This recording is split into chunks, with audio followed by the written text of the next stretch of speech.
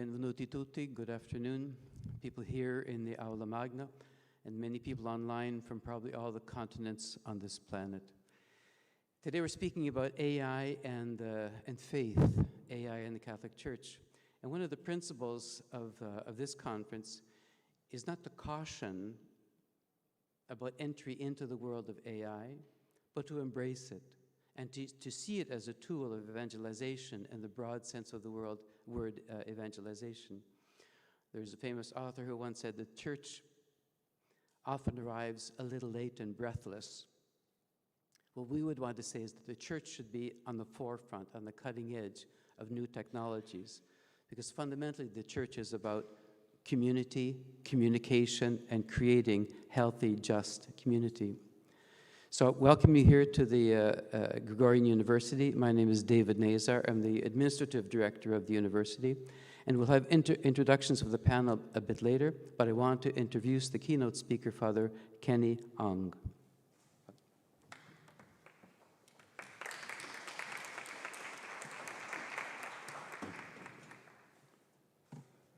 All right, thank you for coming out, to all of you, and thank you for Father David Nazar for organizing and welcoming all of us, and for Matthew for taking the initiatives and offering this opportunity, for Jen for being here, Father Jean Vauvet, Father Michael Baggett, and for Ben as well. There. Great.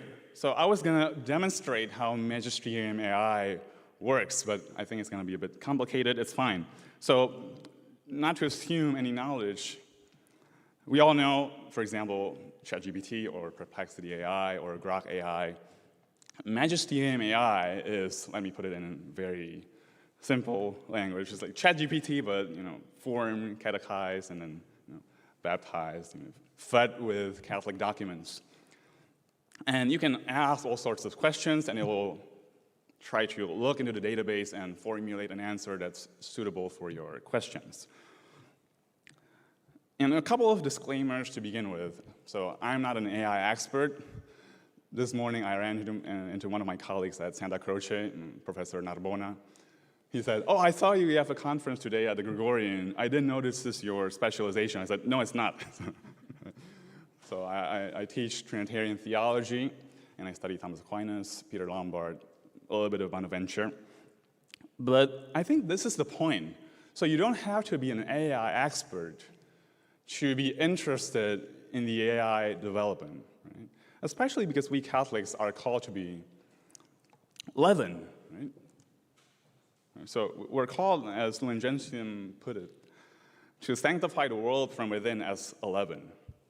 So I think I'm very thrilled, excited today to see all of you, theologians, philosophers, historians, liturgists, and we're all to, I guess, we'll think together and reflect on how we can leaven this dough of AI, dough of technology. Right?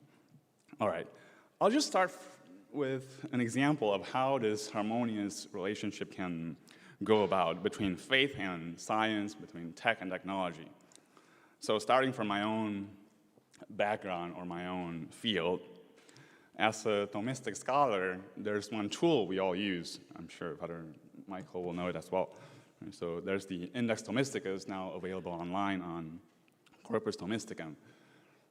I was going to make a click, but yeah, I think it's fine. So you can look it up. It's basically a website where you have all the texts of Thomas in Latin and also a research engine, a search engine, which contains digitally the Index Thomisticus. Now, what is the Index Thomisticus? So it's a work by an alumnus of the Gregorian University, Father Roberto Busa, Jesuit, who worked on this index. So he's an Italian Jesuit priest, and he studied Thomas Aquinas' corpus, and he said, I'm going to make a concordance of Thomas Aquinas' works.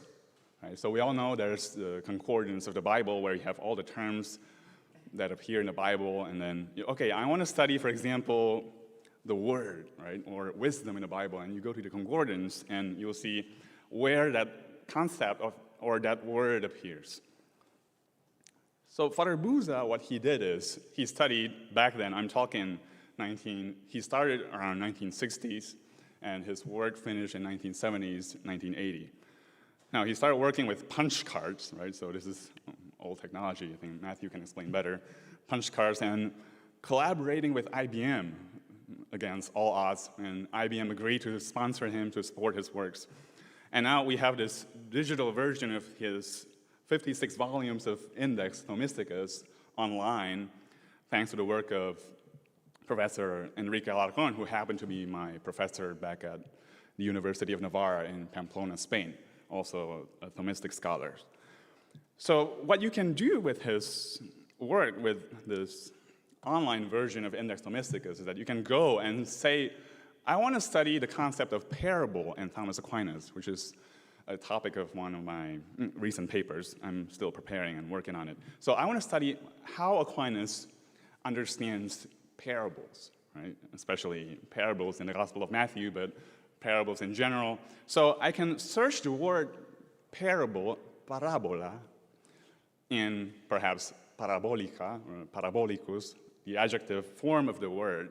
And they have lemmas. You can put the lemmas in the search engine and use all operators to make them work. And then it'll generate the text where Thomas Aquinas uses the words parable or parabolical.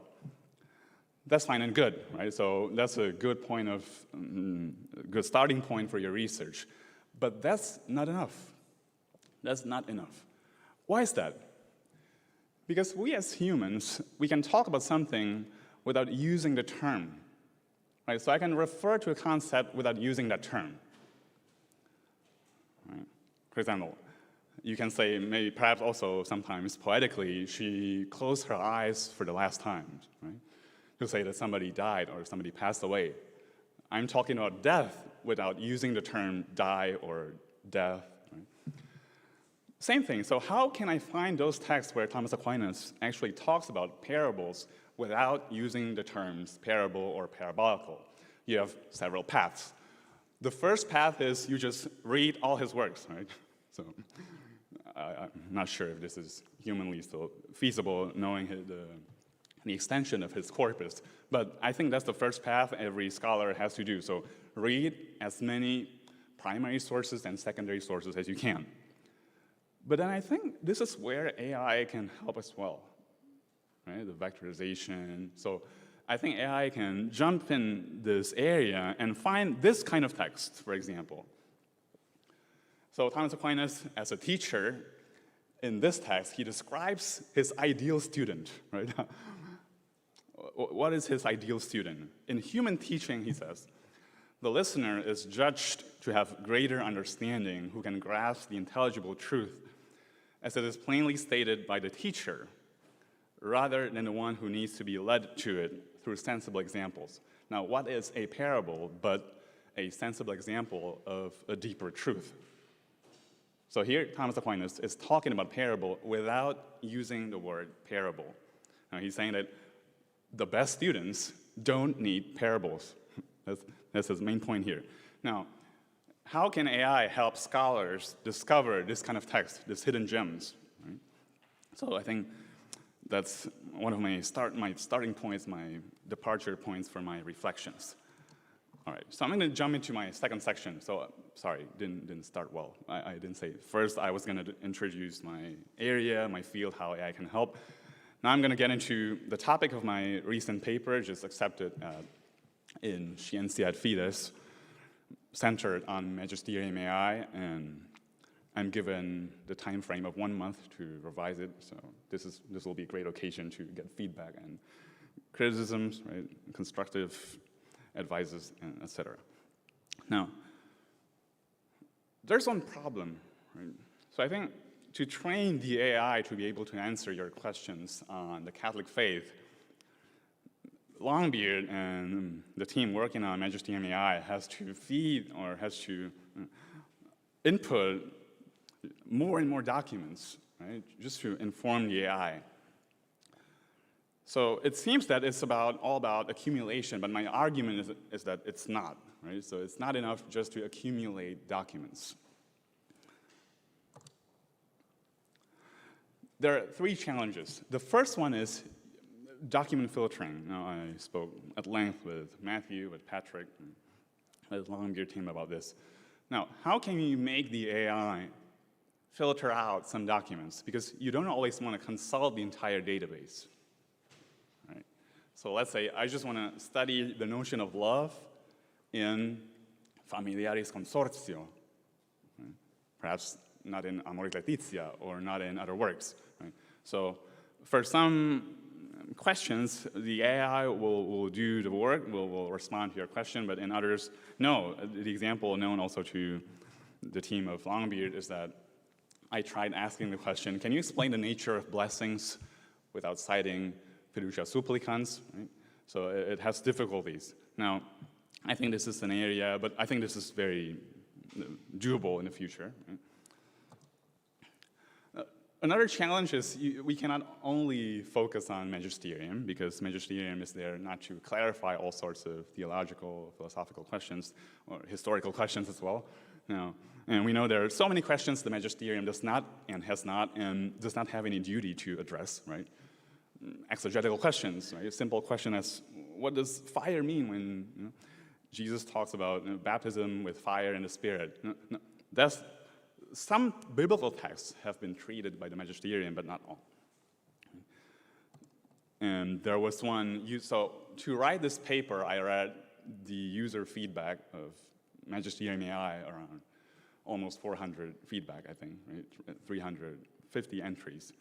One of the users said, you should just focus on the formal papal pronouncements and not on the informal statements like in-flight interviews or statements by third-party organizations.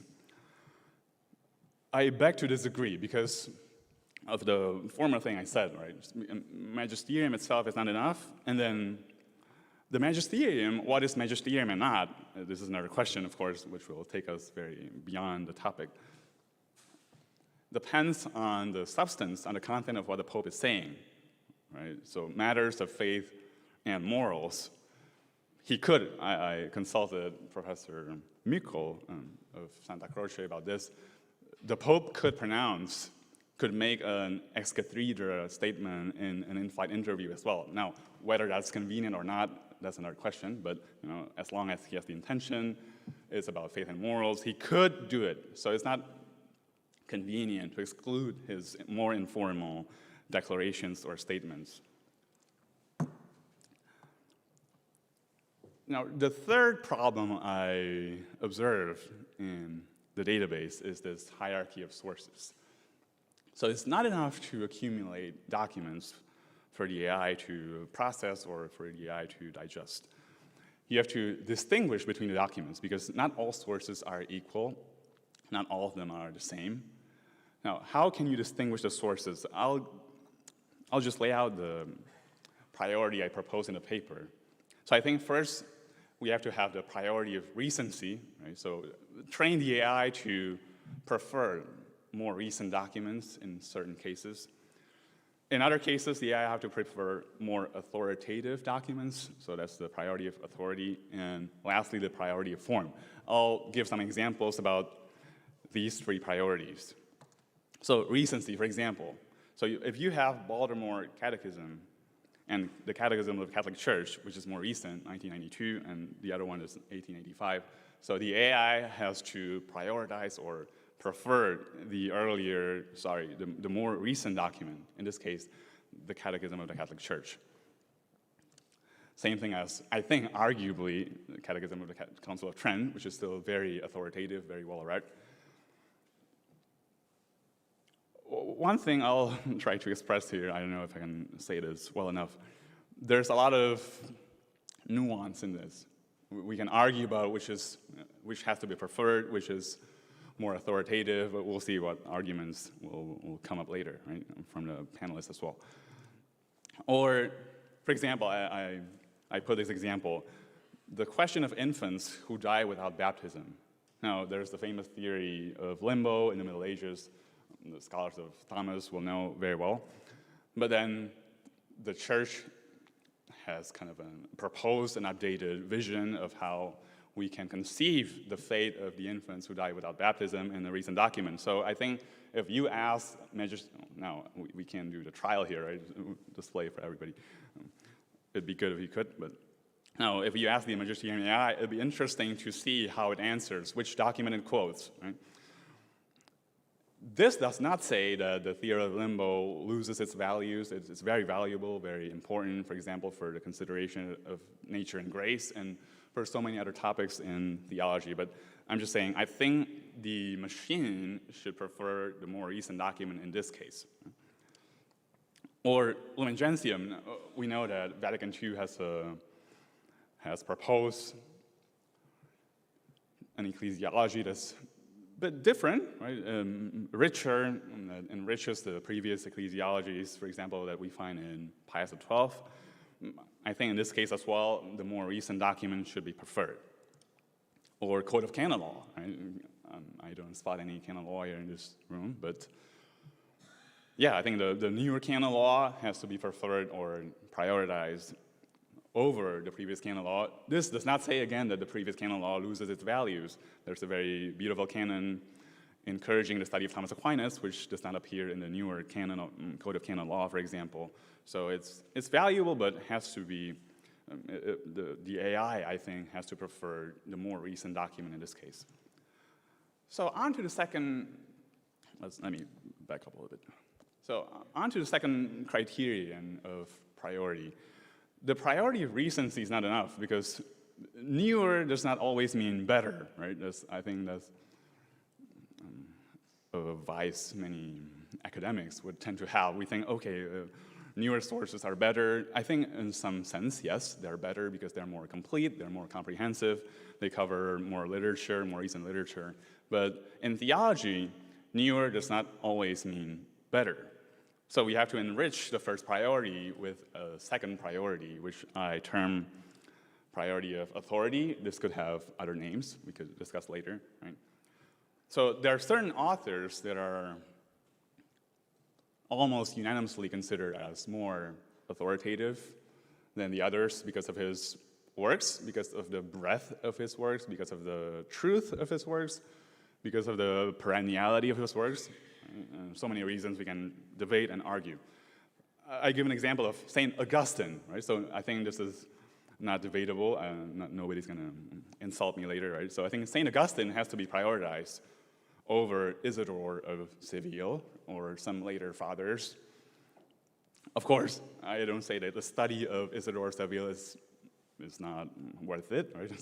But in answering a question, again, so I think we have to place ourselves within the domain of religious education, right? Instructions, and not so much on the erudition of a specific author, but this is more on the field of how can we educate people, right? So the mission of Magisterium AI, Matthew will express better, is to reach out to as many people as possible, right? Those who don't have access to education or to articles, works, the volumes we have here in Rome, for example, right? Just to help them gain access to the truth. So in this case, I think Augustine is more authoritative than Isidore. Peter Lombard, I think, has to be prioritized over Robert Grosseteste, right? For so many reasons. Aquinas, I'm not trying not to be biased, but the thing is, is more important in certain senses in education than William of Ockham. And then the third criteria, form. So let me just back up a little bit. What do I mean by form? Now, we have content, we have form. So the content is the thing you try to express, the truth you try to deliver. The form is what the medievals would call the modus significandi, right? The way you express things, the way you say things. Now, I put a question mark here because I think this is quite debatable. Right? So the priority of form. Okay, first we have the priority of recency. The AI, we should train the AI to prioritize more recent documents. And the second, we have priority of authority. The AI should prioritize more authoritative sources and authors. And then the form. So it's not enough, I argue, for us to prioritize always the most authoritative sources or authors. Because those authors may have way of saying things that are no longer applicable or no longer convenient, at least for today's society. Right? I think that's the goal of Vatican II, the goal of the modern popes as well. Now, I give this example, for example. In 1 Corinthians, we see Paul talking about women. So, women should be silent in the churches, for they are not permitted to speak, but should be subordinate, as the law also says. This is the Bible. But we know that the church nowadays teaches, or her practices tell us that women have a very important place in the church, and that's not debatable. And I myself am very convinced about that. So, for example, I just quoted the Synod of Bishops, right, on synodality. There's no reason or impediment that should prevent women from carrying out leadership roles in the church.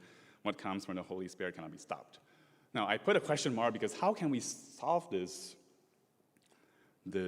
tension? Well, first of all, I think the interpretation of 1 Corinthians 14:34 has to be clarified. Many exegetes will say that, well, here Paul is actually talking about not allowing women to preach in the church, so it's more specific than letting them speak, right? So it's not letting them preach the homilies in the churches and masses. Now, if that's the interpretation, we won't have any problem. But then there are more passages in the Bible whose languages maybe could be clarified further, right? Now, here we have the question of the inerrancy of the Bible entering in, right? So the scripture scholars will have their say as well. The next one is probably clearer. So one user back in 2023 tried out Magisterium AI, and he or she, I don't know who this person was, this user asked the AI, why could women not be ordained priests in the Catholic Church? And that earlier, now it's corrected, but that earlier AI said women cannot be priests because they are in a state of subjection. Now, this AI quotes Thomas Aquinas. Thomas Aquinas, who said this, indeed, in his supplement to the Summa Theologiae. So I, as a Thomas scholar, would have my argument. I would say, well, Thomas didn't really write that supplement to begin with, right? And then we could have some arguments about that. But then this feedback, I think, is important, right? Because this is applicable to so many other cases where you can have an authoritative, important author in the past whose language is no longer convenient, but the truth he tries to convey still is convenient. Right?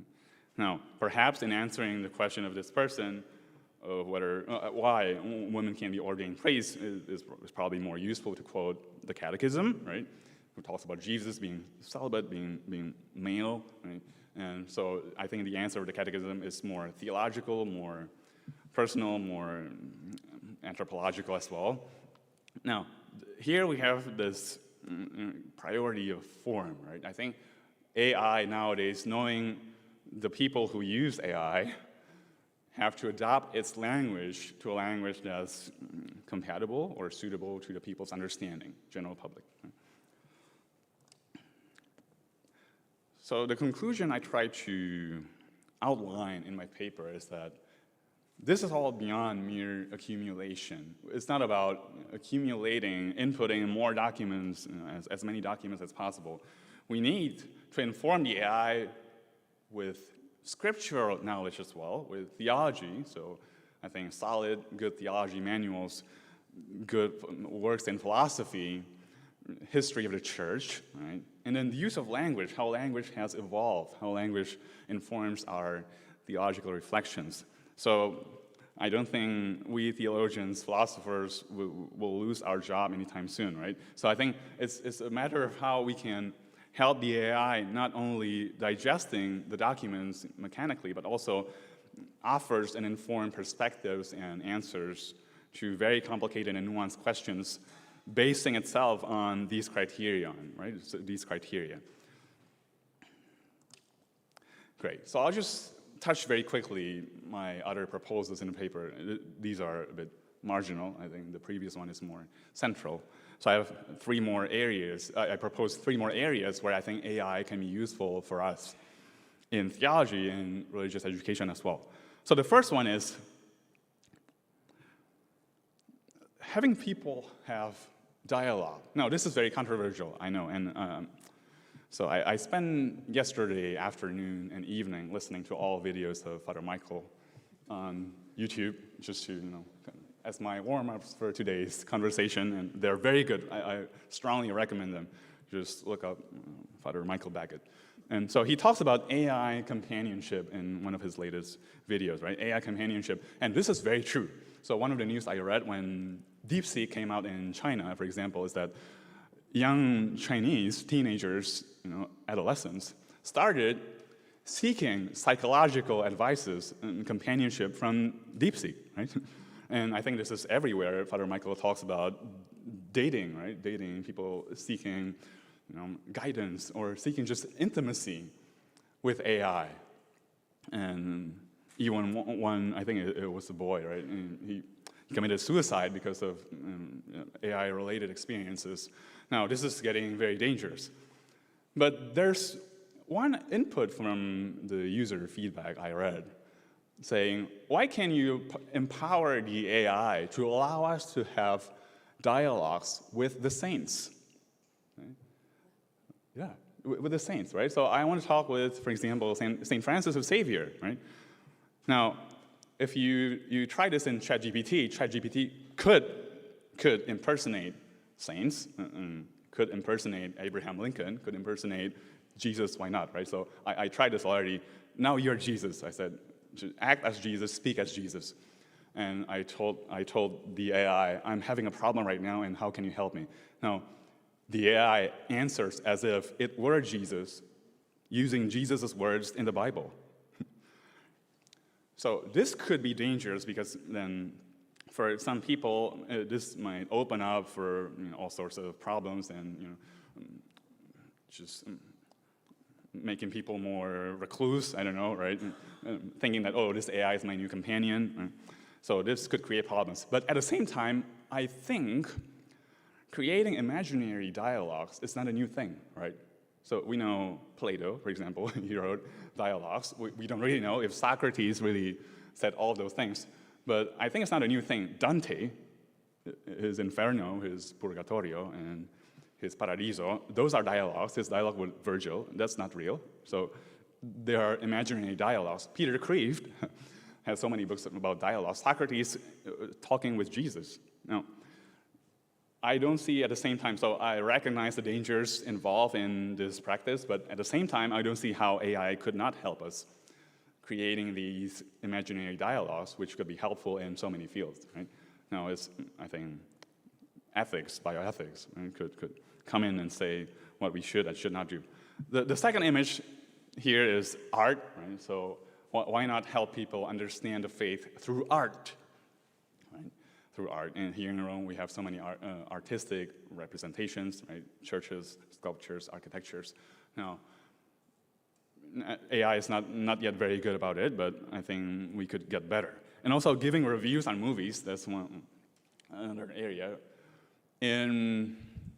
I think it's National Catholic Register, if I don't remember incorrectly. And in Spanish-speaking language, they have other websites, where they upload movie reviews. But I think this could go faster. And then people might be interested in aspects about the movie that are not treated in those reviews.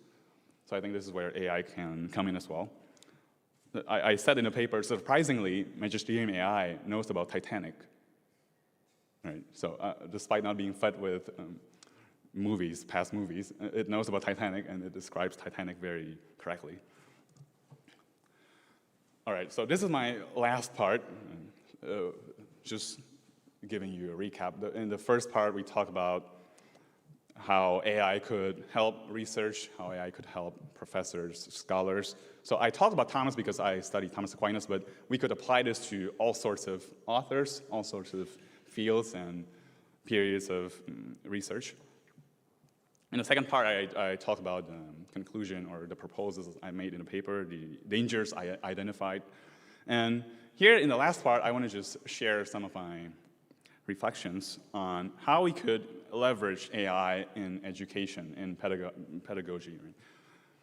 So I was very intrigued with what Father Michael said in one of his last videos, I think the same one, the 1 hour long video about pedagogy. We academics are in a published or a perish culture, right? So now with the AI, we should come up with newer criteria, right? And so I recently read this book by Ken Bain and published a blog post, a very modest blog post on my website, just to share with my friends and colleagues of how I'm reflecting on my past teachings. So in this book, Bain proposes a way of teaching that's very, I think, it's not new, but it's more engaging and it helps the students think, right? So it helps them become deep learners, not to become superficial learners or strategic learners. Right? Superficial is that, oh, I don't want to know much, I just want to know the basics. Strategic learners are those who want to just get good grades, right? They appear to be good and they're attentive because they want to get good grades, obviously. And you have deep learners, so surface learners, strategic, and deep learners. The point of super courses is helping students become deep learners. One thing that surprises me in his book is that he does not talk about phone usage, about tech usage in classrooms, because I'm an advocate of not allowing the students to use tech in the classroom. And he does not talk about AI, because this book was published in 2021. So I was wondering, is it because that tech is not relevant? I mean, or is it because he's being very lax or relaxed in his rules with his students? But I think knowing his proposals, knowing what super courses are, I think tech, phone usage, screen usage, AI, are not impediments to super courses. I think that's why he doesn't cover it that much. I think we should organize our courses and our pedagogy, our teaching, in view of the existence of AI, not despite of it. I think that's his stance. That's how I read him. So I'm trying to come up with some ways at least I myself, am planning to leverage AI next semester, next academic year. I'm constantly thinking about my teaching, right? Because so the first one is theological disputes. So having the AI debate with you.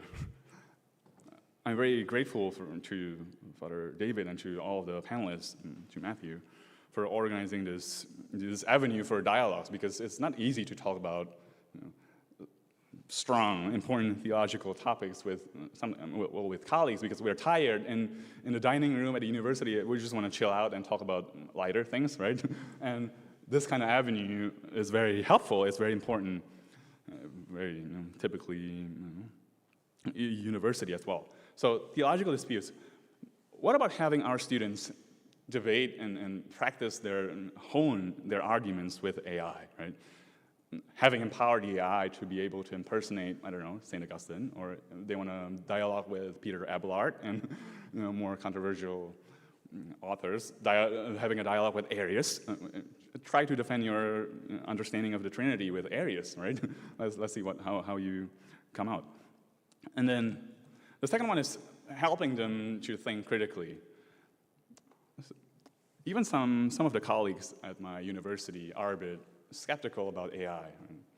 So Father David said at the beginning, we shouldn't see AI as a danger, right? Because we're called to leaven the world. We're called to sanctify the world from within as a leaven, right? Leaven this dough of technology, of AI.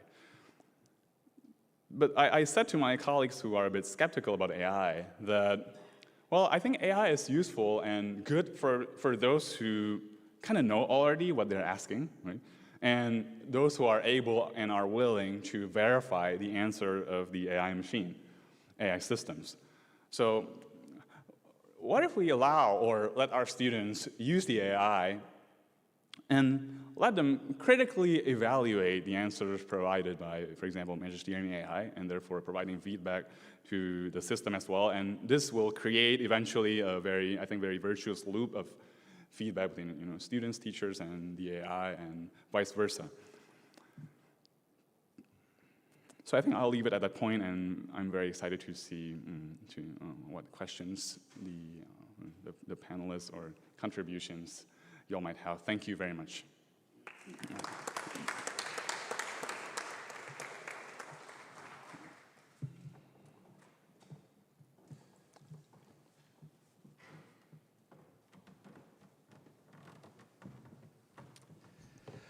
Buonasera.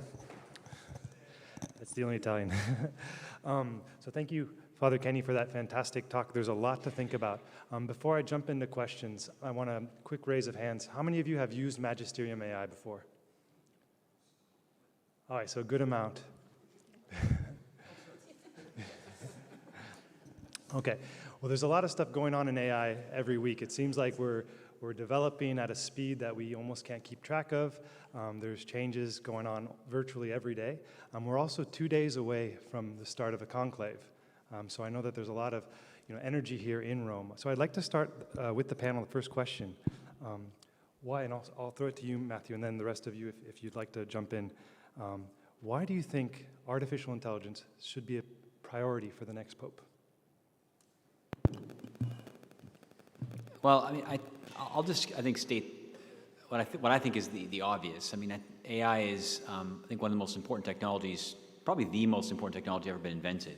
I mean, the former CEO of Google was famous for saying he considers it more important than fire or electricity, which seemingly sounds absurd. But upon reflection, when you think of the ways in which AI will be employed, many of us think of it as this disembodied, supercomputer. But pretty soon this AI is going to be embodied, walking around in robots as well. So when you think about it having 2 hands and feet, and it really is no limit to the areas of society that it'll touch. And so because of the level of disruption, I think we're going to need the church to kind of shepherd us through what could be a rough period of transition. I think about the Industrial Revolution and how important Rerum Novarum and other social encyclicals were. I think the church was very prophetic in that time, and I think the popes made a very profound contribution to ensuring that we weathered these big changes. And I think this AI and robotics era is going to be even more disruptive. I could see a lot of people who maybe they're not going to starve, and maybe they're going to not going to worry about shelter, because hopefully AI and robotics will produce goods and services a lot very inexpensively. So we won't have to worry about that as other generations have. That being said, a lot of people their work is more than just a job. It's a reason that they're alive, for whether that's good or bad. So I think a lot of people are going to question what their value is. What do they have to contribute to the world? And I think this could lead to a pretty profound existential crisis. And I can't think of an institution on planet Earth that knows the human condition better than the church. And I think there's no institution which is better prepared to help shepherd people going through these crises. So my name is Jen Copestake, and I'm formerly a technology correspondent with the BBC. I'm currently a correspondent with China Global Television in Europe as a Europe correspondent. I've recently been in Beijing and for a month to cover the 2 sessions that was there. But part of my travels when I was in China, I went to see Engine AI, which is a humanoid robotics company in Shenzhen.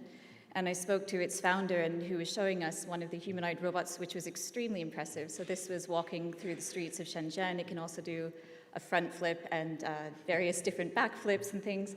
But I asked him, what was his overall goal with creating these robots, and he actually said that they want it to be indistinguishable between a human and a robot, so that basically the robot would know your love, your joy, your sorrows, and that a person interacting with it would have no ability to distinguish if that robot that they were speaking to has a soul. And of course, there's parts of the world that this is extremely important if we're seeing a decline in birth rates, an aging population, and to have a human companion in the form of a robot, I guess, is really important. But it's not just the physical attributes that they're developing, it's actually the sort of spiritual attributes. So I think the church would have a role in this question, which is, can a machine have a spiritual life? And in some parts of the world, that answer is yes. So having the Catholic Church be deeply involved in that, I think, is something Pope Francis was very aware of, and that we should continue on. And I'm sure the panel agree, but I'd love to hear their thoughts. Just very quickly as well, I just wanted to say that I had been speaking ahead of this panel with ChatGPT about, I saw on social media that people were asking it about the Immaculate Conception. So I was also asking about this, and the answer was quite fascinating. So very pro, I would say, the Catholic Church. They said to me that Mary is, she's our mirror, and the language the ChatGPT used was "our" all the time. So Mary is our mirror, our hope, and our mother.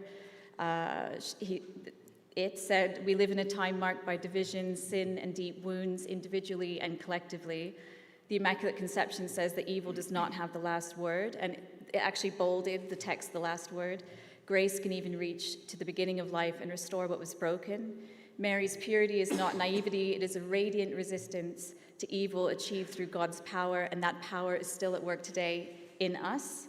In short, Mary shows us what it means to be truly human. So I just wanted to put that out there to the panel because I thought that was quite an interesting discussion that I was having with ChatGPT.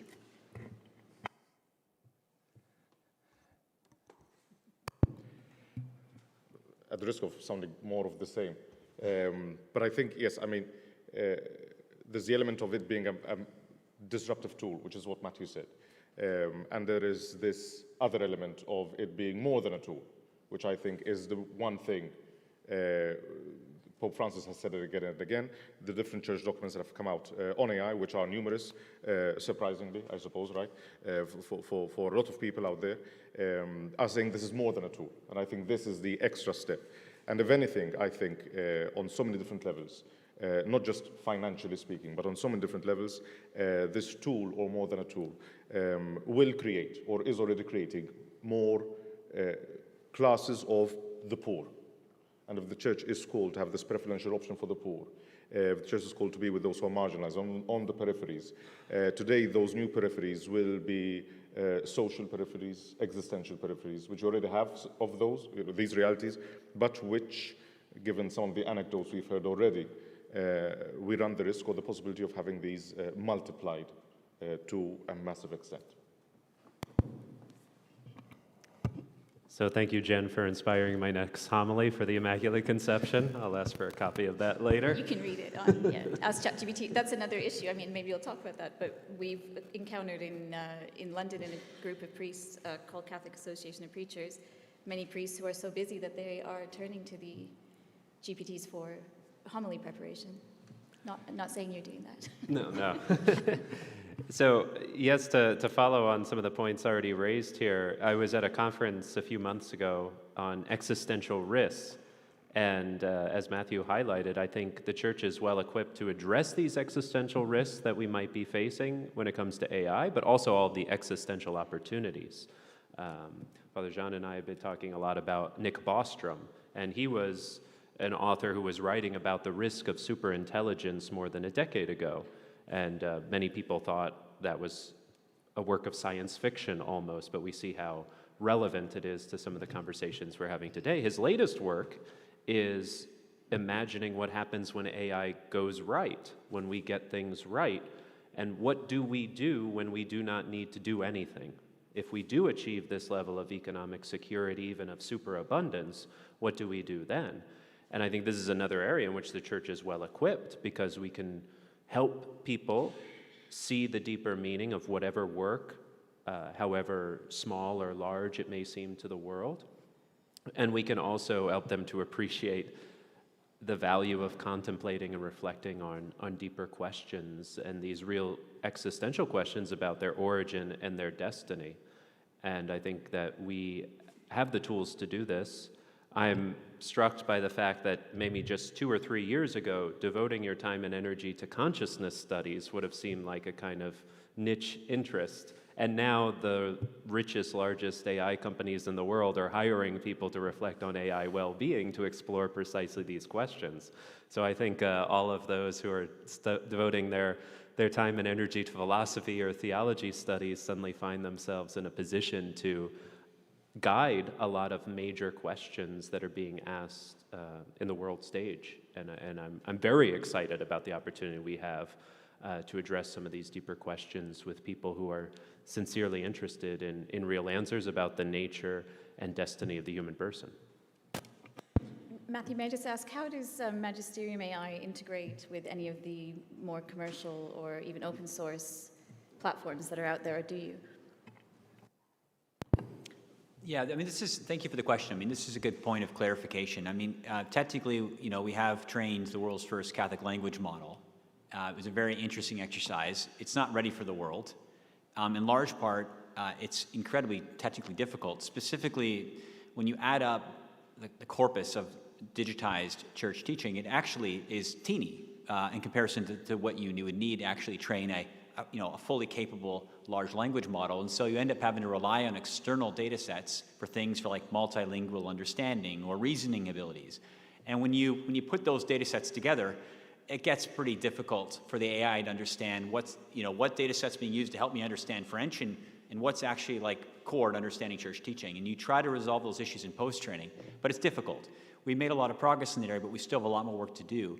This is a long way of saying, I don't think the world is ready for Catholic AI, as in like the world's first Catholic language model. This is going to be a project which is going to be ongoing, I think, for many years to come. And so in order for us to build Magisterium AI, which is a compound AI system, which is different than just a large language model. A large language model is part of the compound AI system. But there's a lot of other pieces of technology that have to come together to ensure that Magisterium AI answers things faithfully. Like, for instance, a knowledge base where all the data is kept on the church documents, and you need to have safety rails, and you have to build custom tools to ensure that it understands the Bible properly. So we do use conventional foundation models. We started when we first started this in 2023, where we were using OpenAI's, and then we pivoted to Anthropic for a while, and we went over to Google for a while. For us, we want to use the state-of-the-art models because they're the ones. Every generation model becomes better, and I use this word very carefully because I know the audience. Reasoning with a small r. The more advanced the model, the better it is at general understanding, which means it's better capable of answering tough questions. And so, of course, we want to leverage these more advanced models, but every time you change a model, you need to properly assess where's this model strong and where's this model weak. And that way you know how to intervene to ensure that the answers it's generating are faithful. And that's why building robust evals and benchmarks to test these large language models to figure that out it's a very tedious but very necessary process. And so this is all to say that building Catholic AI today is really trying to leverage AI technologies to produce faithful answers. And to do that, it requires a lot of work. And there's still a lot more work to be done. And now, Father Jean and Father David and Father Michael, I'd like to ask a question. We have a number of friends here today who are working in communications and also in education and evangelization. How, in a classroom setting, are you guys, or with students, are you guys using AI to enhance the learning experience? Because there's a lot of fear around, well, how are we going to use knowledge? How are we going to test people if AI is able to instantaneously generate what seems like very compelling papers or answers? Well, I usually look out for any emojis that appear in term papers and questions if I would like further examples. But no, I've actually shifted away from a lot of the written assignments that I would tend to give to my students. I've given more oral exams this past year than I have in my 7 or 8 years of teaching. I also had mentioned in another interview that I'm trying to integrate more group work, and I very much like the idea of the debates. Last semester in a Grace course, I made sure that the students were all taking on different characters and different heresies as well. I think I lost a few sisters to Lutheranism along the way, but it's okay. So that kind of experience of role-playing, I think, can be enhanced with AI. I mean, I think you're right that this kind of imaginative, fun, playful interaction with different historic characters or schools of thought can be very valuable and enriching.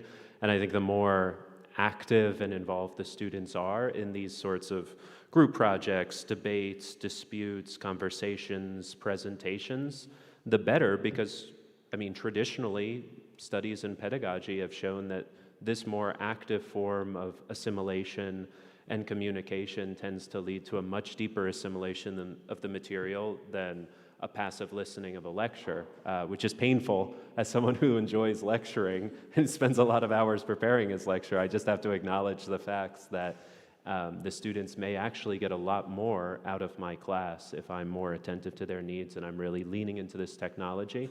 The latest document from the church highlighted the fact that teachers are not mere dispensers of information.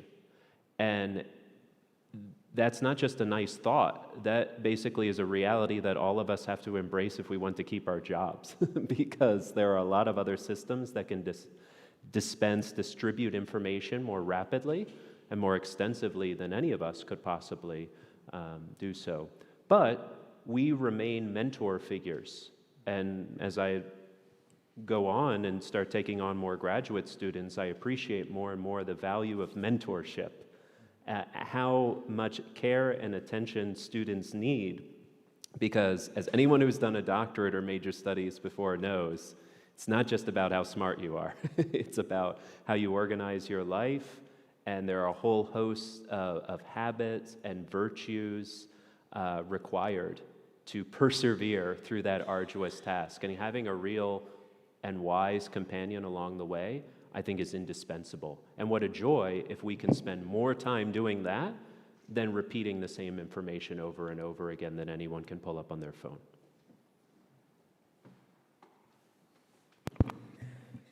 So I suppose my experience is slightly different. Sorry, in as much as back home in Malta, I've been tasked by the diocese to kind of look at how we can prepare and arm educators in primary and secondary schooling. So in Malta, the church basically accounts for 1/3 of the teaching of the student population on the whole island. And we are at the moment on the forefront in terms of preparing and arming teachers. So in giving in-house professional development sessions to teachers, as well as the church is now the first institute on the island to launch accredited short courses for teachers who want to integrate AI tools in their education. The whole gist of all of these things, I think, tends towards two things. First of all, kind of like similar to what Father Michael said, is the idea that ultimately the main goal of education, at least in these elementary years, isn't really the imparting of content, but the formation of skills and character. And the general thrust of what we're trying to do in Malta is to kind of tell teachers they have a responsibility to use these tools, but a responsibility to use them in order to help them form these students in terms of the skills they have, in terms of the moral skills they have, the interpersonal skills they have, the critical and academic skills they have. So this involves also a separation between what AI literacy is, in terms of AI literacy training, and critical skills.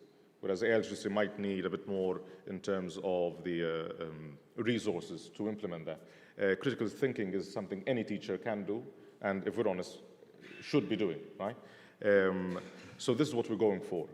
Also making sure that this remains a tool to be used by educators in order to allow them to have more, face-to-face time with the students. More actually human contact, which is something that kind of we're realizing is a great risk, right? Kind of finding the very quick solution, which would be to have an AI tutor, which might have its merits, but if that is the only way we go, it leads to definitely much bigger problems than solutions. So that's one point, kind of using the tools to alleviate certain administrative tasks in order to have the more proper contact, proper education contact with the students. But the other is also kind of to recognize giving teachers the skills, not really on how to use this app or this app or this other app, but also telling them what are the questions you should ask yourself to decide when and where you should integrate an AI tool or not, right? So will this tool replace certain human skills that the students should learn? If yes, then this should not be introduced there, right?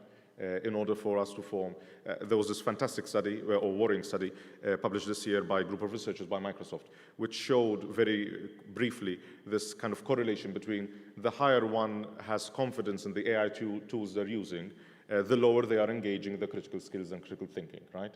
Whereas the more maybe skeptical or wary one is of a tool, the more they are engaging kind of the critical, thinking and discernment and judgment in these different aspects. And what we would like is to ensure that these students, once they finish the schooling and are out there in the world, are good Catholics and great citizens in society. And this requires that they have this proper holistic formation of these interpersonal, moral, and critical skills.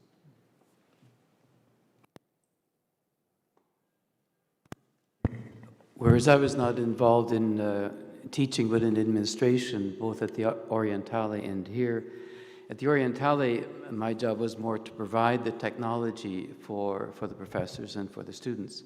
And that's where we were developing with Matthew's company, Longbeard, a program called Vulgate, based on initially on the Orientale's library, with 8 AI research capabilities.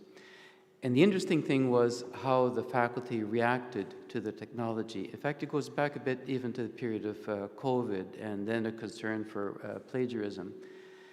One of the concerns of the then Congregation for Education was the loss of human contact with online learning and the insistence that there has to be human contact in the process of education.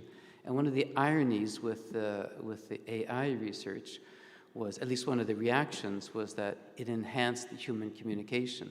Because what the professors did is they asked for more meetings with the doctoral student, not just to permit a project, but as the student was writing, another set of meetings with a group of professors where there'd be questions and answers without the aid of the AI machine in front of the person. So it was it was human contact, and it was a way of verifying that the person had appropriated, understood whatever they were getting from wherever. So it transformed the pedagogical process at the Orientale. And I'd be happy to turn it over to any of you if you have any questions for the panelists. Oh, yes, Vita. I think there's a microphone coming.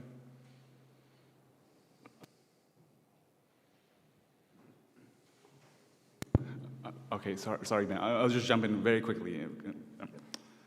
So, yeah, I recommend this book by Ken Bain. It's very, very good, Super Courses. So one of his theses is that a super course would not be based on lectures, right? So we love lecturing, but he said it's not working very well, because then what's the difference between listening to a YouTube video or a recorded lectures? So why should people come to class? So I was listening to what Father David said earlier. And indeed, so he said a super course would work even though there's COVID, even though we can't have an in-person classroom experience, because he's making it in such a way that every student learns because he or she wants to learn. So they have the motivation to learn by themselves. They want to learn. And then he uses this, not Ken Bain only, but these super professors, of course, they're super courses, super professors. These super professors use systems or social reading platforms like Perusal. I don't know if you're familiar with it, it's good. So students can learn together, and one can underline a line within a text, and then the other can comment, can jump in, and that's how you evaluate whether they have read the text or not, instead of quizzing them in class, right? So there's a lot to think about, but it's right, what Father David said. So the AI does not actually discourage person-to-person contact, I believe. Thank you for putting together this fascinating event. The Catholic Church has a universal mission. It's, the name itself speaks to it.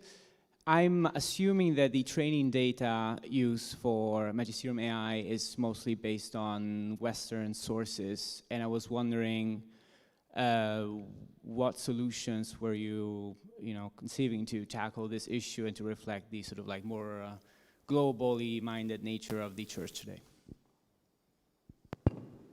It's a great question. We're not conservative in what we digitize and put inside of basically what Magisterium AI can access.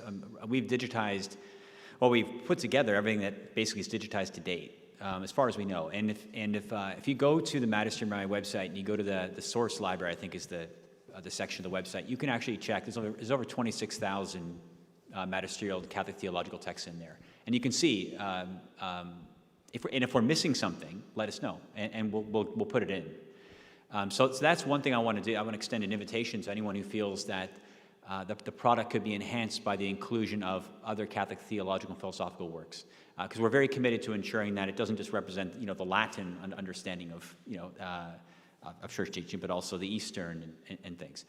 There's one of the kind of things I'm very grateful to Father David, when he was the rector of the Pontifical Oriental Institute. We were concerned about making sure that key insight from the Eastern churches was included. And we are aware that the Orientale, one of its foremost publications, is something called the Encyclopedic Dictionary of the Christian East. Right, okay. And so this was a stunning book and made for AI, because it reads like an encyclopedia. And so we humbly asked for permission for the Orientali to include that, and they approved, and we were quick to ingest that. And that made a big difference because that work covered off there's a lot of nuanced ways of explaining things in the East, and even some terminology, which is rather unique. And so when people ask questions on that, we get hits because of that work. So again, that's just a standing offer for people to let us know when works need to be included. Another thing I want to mention is, we've grabbed that which has been digitized, or that which we have access to, and we're extending out and trying to reach out to publishers to provide us access to more content. Our platform Vulgate is a tool that can allow publishers to speed up the digital ingest of their works, whether those be in scanned images, they're looking to extract the information, or if they just have large data repositories and they're looking for ways to kind of have them vectorized, basically to take that plain text and convert it into mathematical expression which AIs can understand.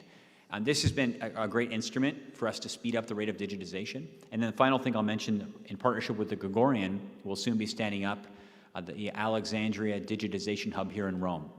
And that hub is going to consist of a bunch of state-of-the-art robotic scanners, and it'll be here to basically to serve the pontifical universities in digitizing their libraries.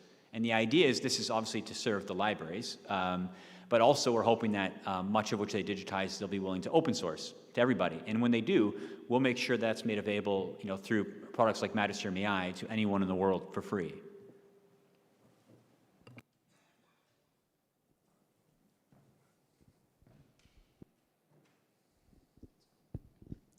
One of the problems of the large language models is hallucinations.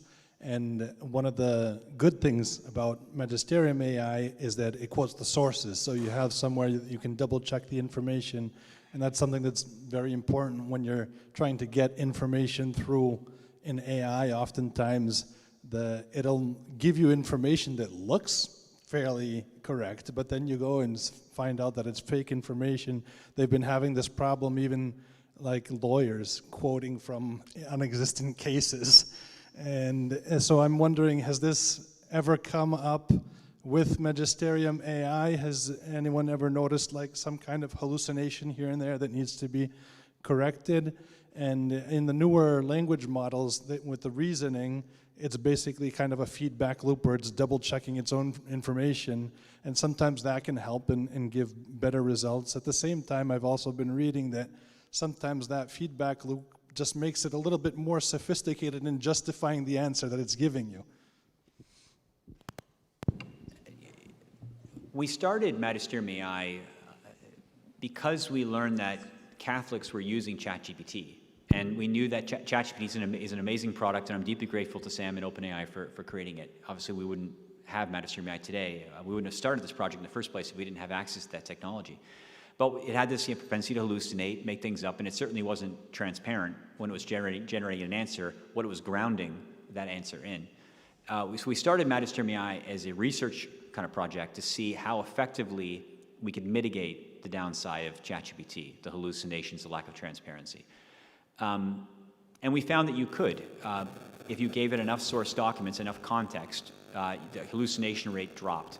And what we found is the more documents we gave it, logically, the hallucination rate went down, because when people are asking, these questions, and there was, we call a very long tail of possible questions, as we continue to enrich that, the number of documents, it was able to find more documents to use in answering, and that helped. Certainly, you mentioned as well improvements in large language models' reason capabilities, and this has definitely helped as well.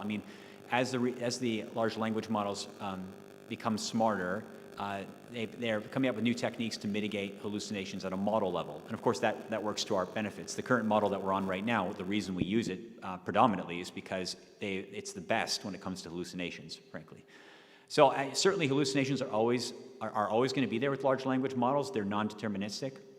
There's no way to crack that. Hopefully, that we'll find a way to do that outside of the purview of generative AI. But for the time being, all we can do is mitigate the risk. So the risk of hallucination, you'll never get it to 100%, but you can get it pretty close to zero. And we feel pretty confident with where we're at now, but there's still work to do. And this is one of the reasons why I feel expanding the amount of Catholic theological and philosophical works is so important. You know, going beyond the magisterium, because the magisterium doesn't answer every possible, question, and certainly isn't very useful with a lot of people's contextual situations. And so the more that we can digitize, the more we can get into these libraries and digitize these texts, which some of which haven't been open in hundreds of years, but may have something very profound to say, the more we can go in and digitize that, the better the AIs will be able to offer answers which are faithfully grounded.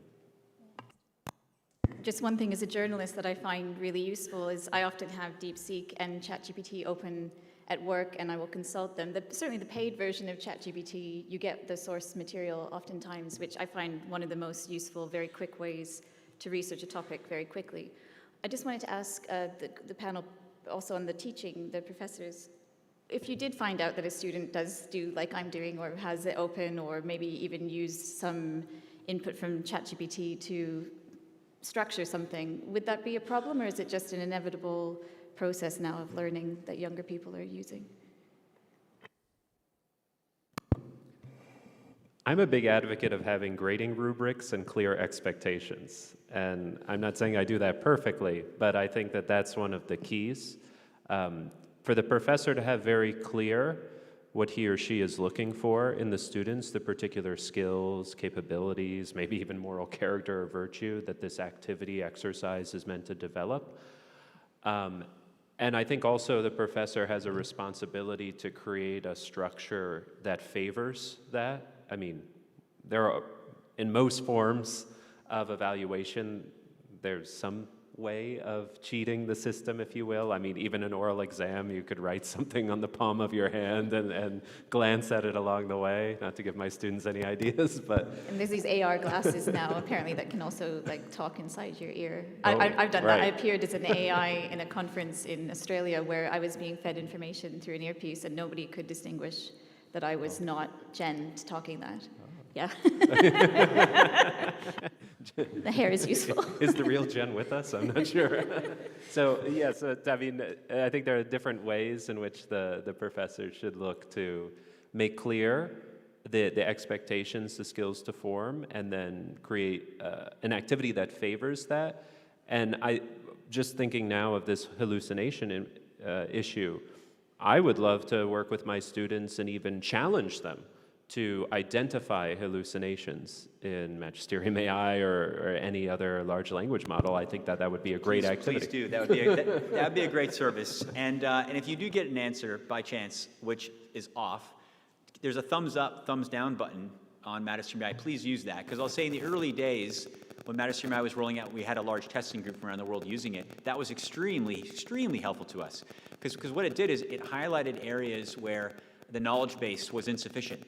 And so we ended up prioritizing, digitizing certain church documents to cover off, a certain kind of gaps in its memory. So yeah, please do provide feedback. Yeah, so the first one first, I think somebody asked about, I think you asked about the hallucinations of when we use Magisterium AI. I don't recall seeing a hallucination and the answers I got from Magisterium AI. But yes, there's one occasion where I came out of my class. One student asked me, why did the Holy Spirit have to come after Jesus' ascension? I taught Trinity for undergraduate. I could not answer that answer in my classroom. I said, I'll get back to you as soon as possible, right? So I rushed from our campus, Piazza Navona. I rushed to the library, and I tried to research that on Magisterium AI. So the Magisterium AI gave a very long answer. Nothing is wrong in it, but it doesn't really answer the question. Right? So I Googled, and one article from Catholic Answer came out, just one paragraph, and it nailed the question, right?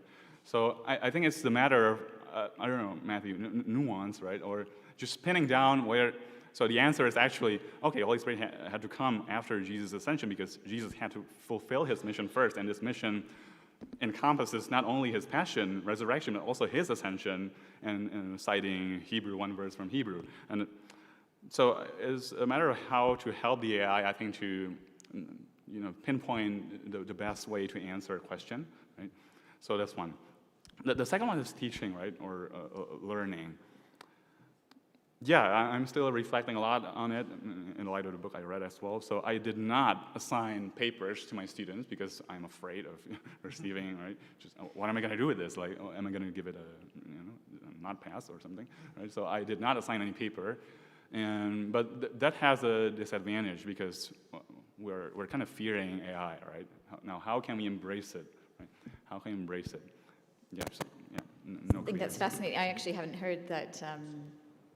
You're not assigning papers and just doing oral exams. That's really fascinating. Yes, thank you very much for this nice conversation. Perhaps I have two questions or two observations regarding the philosophy of pedagogy. One is regarding the existential approach to knowledge and to learning. Because I think that also learning and knowledge comes through a process of revelation and discovering, which is a process.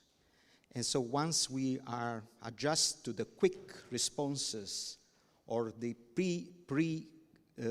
pre-made, responses, then we will miss the process of revelation that also coming through the doubt, the questions, the risk, and so many other things, and even mistakes. So when we are sure that we just take something from there and then we give a quick response, I think we are missing. So how to deal with this main question of pedagogy? And there is a big risk, according to me, but we can overcome, of course, according even what you said. I'm grateful to what you are saying, because I think you are aware of that.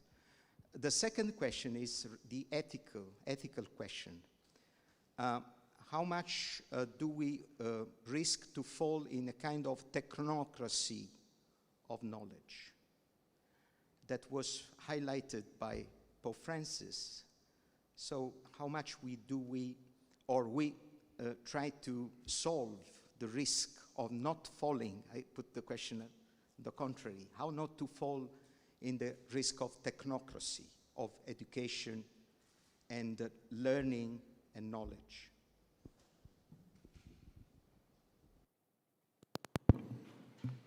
I think those are very good questions. And I actually had made a note or two while you were speaking, Father Kenny. And the phrases or the words that came to mind from different places in church documents on the issue, but more recently from Antiqua et Nova, right? And I think the fact that we are moral agents. As human beings, we are moral agents with the capacity to judge. And I think this idea of judgment should be understood very widely. Judging my moral status, the morality of a particular act or situation I'm in, judging my conscience, but also judging a theological argument. And while these AI tools function very empirically with statistics and inference and prediction, of course, if theology were only the fruit of empirical results, we could just let Magisterium AI roll on for about a year by itself and we would have solved all of theology, if such a thing is actually meaningful to say. So I think this point of understanding that the ultimate judgment has to come from the student, the individual, the person, which further in the process of it respects my dignity as who I am, as a moral agent, as a person with the capacity to decide, with the rational capacity to choose, to know, to freely decide if this is a good argument or a bad argument. And I the image that came to mind with these examples of using Magisterium AI or Grok or any other LLM as a disputing partner, right, whatever, is, we don't do baseball in Malta, but I've seen pictures or whatever, right, of these automatic machines that shoot the ball, right, for batters to train. And I think kind of the difference between just having this automatic, just honing maybe a particular even critical argumentative skill, with the difference from actually then being two people debating, arguing, trying to find what the truth is in this new reality, right? And I think especially as we're approaching in the same way that maybe, last October, right, human cloning came up again and again. This was at a certain point a new reality. And in a sense, I think, let us imagine we had these tools, these AI tools, before human cloning was a thing. I think we couldn't have just said, hey, Magisterium AI, what is human cloning aligned with the church's teaching, right? It might have come up with an answer, some sort of answer, right? But ultimately, I think the truth, which is what we're searching for, which is also one of the points of Antiqua Nova, that we are stewards of the truth as human beings, can only come through these faculties that are only human. And in doing so, I think, answers your second question of respecting kind of the dignity and the place we have, and therefore, in doing so, putting these tools in the right place. And even though we've said again and again and again this phrase, which is very important, that these AI systems are more than just tools, I think one of the greatest efforts and strategies and things we have to hit again and again and again is to say, okay, but we should try our utmost to use them just as tools.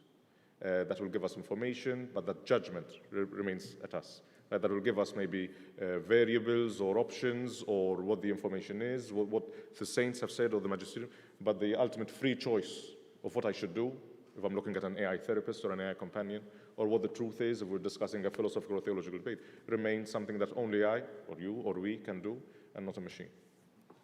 I just want to briefly touch that too, because someone asked me at one point, will Magisterium AI ever be able to do theology?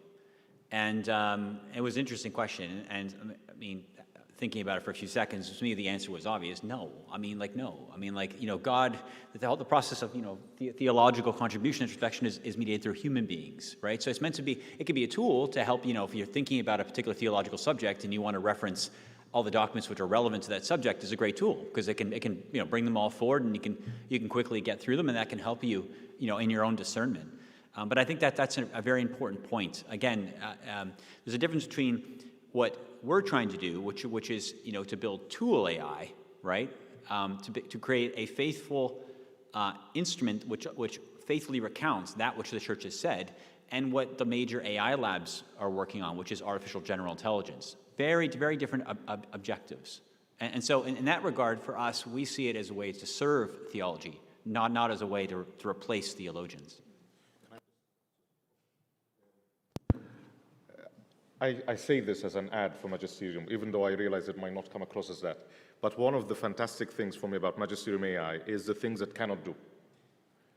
In the sense that it cannot, one of the first examples we were debating, kind of discussing, is, you can ask ChatGPT, tell me about the Trinity, right, and tell you something. But if you ask it, explain the Trinity to me like I'm 5, ChatGPT can do that. Magisterium AI can't. And it's good that it can't.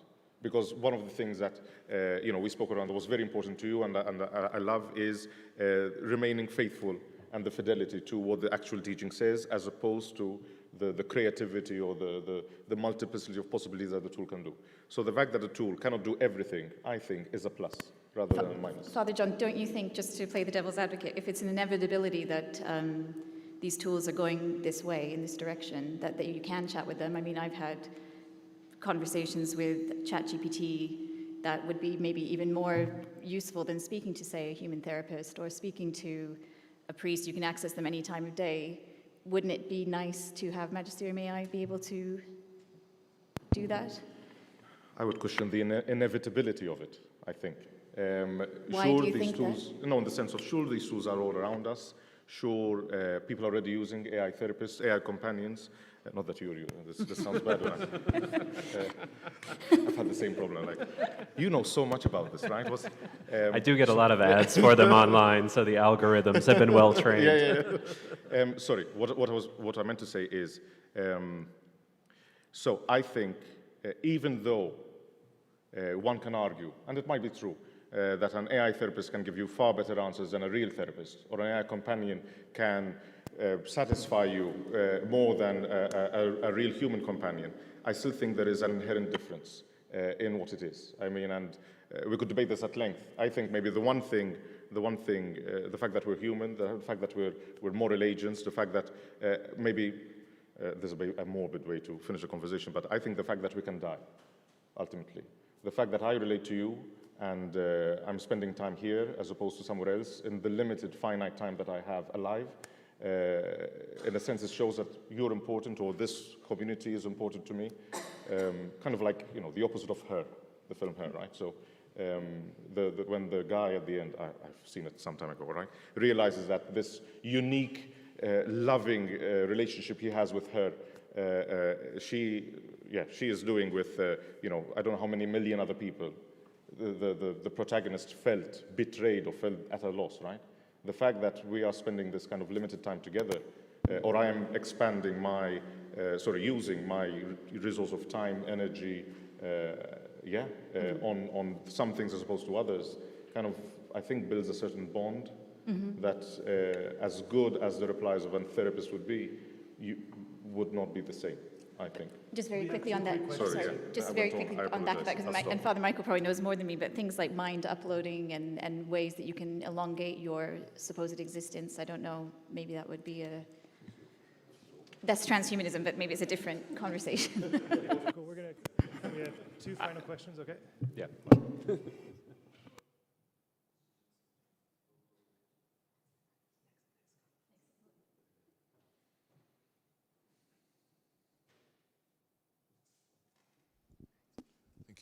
Thank you. Thank you for the very interesting conversation and really stimulating presentation. Just a couple of questions. First, actually, I felt very affirmed to hear that there are a couple of professors who are doing the same option as I am. I'm not assigning papers and doing oral exams instead. However, I have to say that it makes me feel very bad because oral exams tend to be short and the format tends to be, tell me what I told you. Whereas a research paper, hopefully it'll hone people in the ability to do scientific, scholarly work, to do research, to mount an argument, to ask the right questions, to come to insight and so forth, which you can't do in a 15-minute oral exam. Which leads me to the wider question, I think, if we can't do that for papers, what's the future of theses and dissertations for graduate school?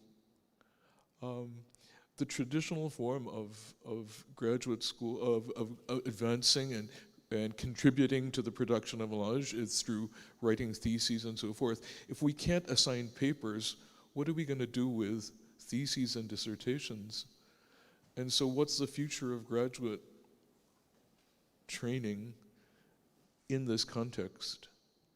The second question has to do with, the thing about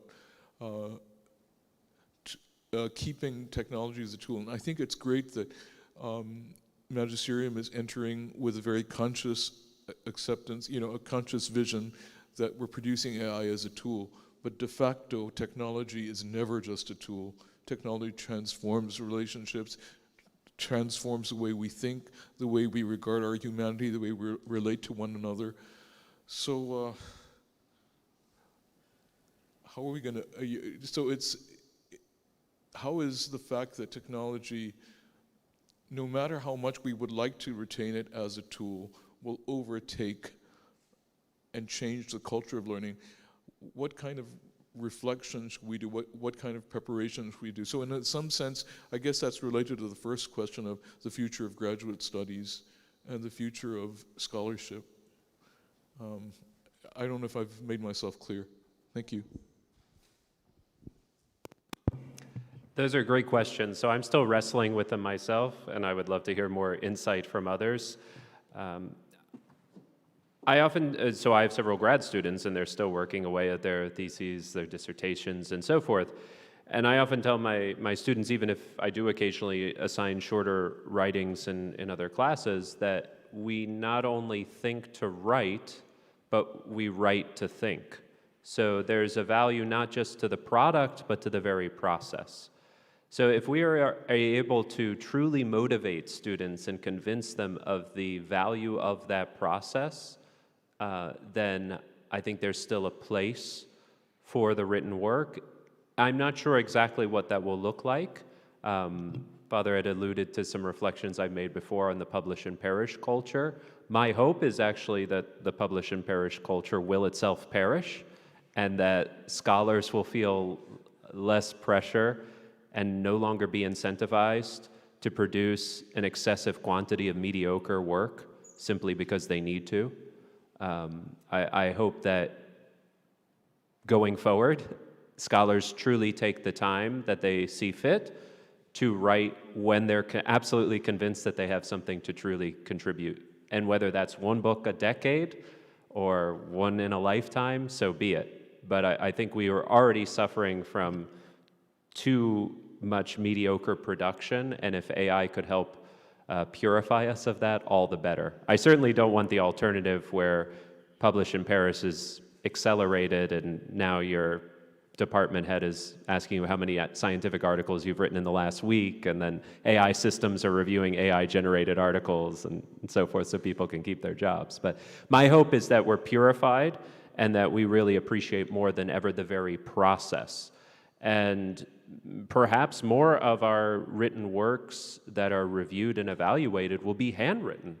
Maybe we'll ask our students to produce longer handwritten work, just as sometimes many of us as professors still ask our students to take 2 or 3 hours to write in our presence a handwritten written exam.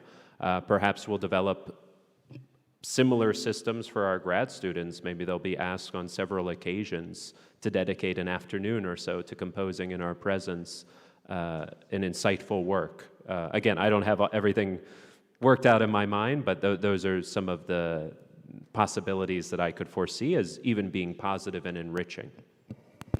One thing I just want to say briefly is that we've had feedback from Magisterium AI. I think there's a way in which this technology will actually enrich academia when it comes to originality. As we go through this process of digitizing more works, what we're finding is that it's increasing discoverability.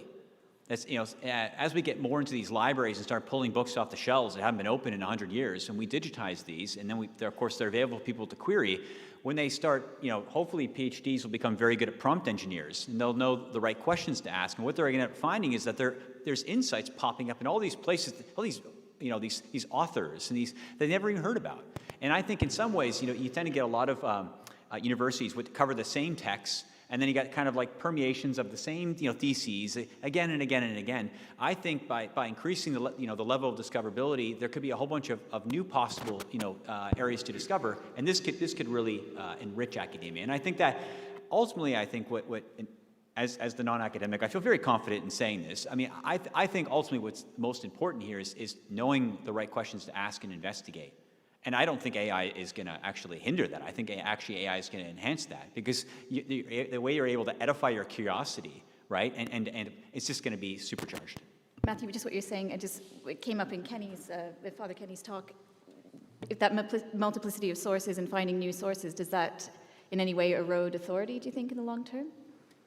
No, I mean, we've had to address this issue. I mean, the AI understands the authority of documents in its corpus. There's always still more work to be on that. So it understands, how an encyclical is different from, let's say, a general audience.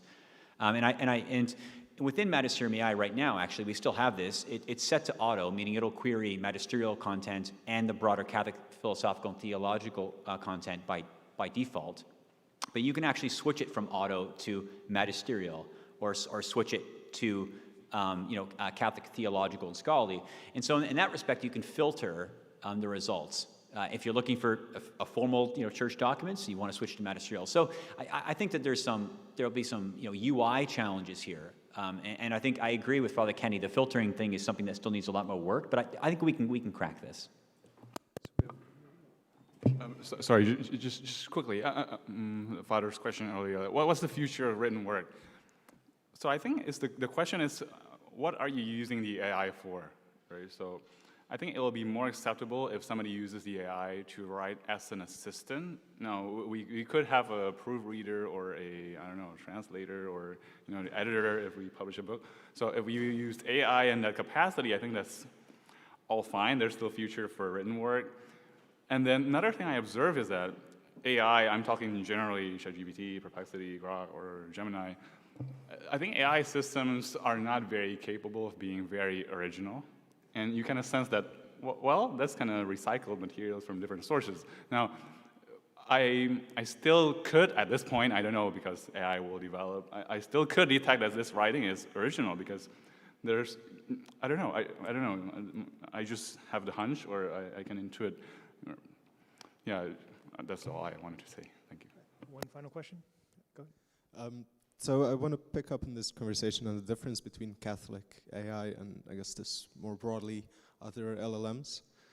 So Father Jean, you said that it's a good thing Magisterium AI can't do everything. And Matthew actually at one point said, well, other AIs, they are kind of aiming for generality, we are aiming for fidelity. Right? And I guess this fundamental difference is that you're painstakingly scanning documents, the others just produce synthetic data, right? If there's such a thing as Catholic AI, is there such a thing as Catholic synthetic data? Or is this somehow fundamentally contrary to this fidelity that's at the core of what Catholic AI is? Thank you for that wonderful technical question. You know, when we trained Ephraim, which is this Catholic language model, as I mentioned to you, there wasn't enough data to make it work. And so we had to augment it off. And there's always that temptation to be like, man, we should just generate a whole bunch of Catholic synthetic data and do this again and see what happens. But we just, you know, that was a very short conversation. I think it was more of a joke than anything else, because we just can't do that. I mean, in the end of the day, because Catholic theology and philosophy is always mediated through the human, we can't make up, you know, theological insight. I mean, it has to come, I think, from the church, from human beings. And so that's a constraint that we just have to work within. This is one of the reasons why we decided to go and digitize that which is basically everything that's ever been said, you know, from a Catholic theological philosophical perspective, as opposed to generating synthetic data.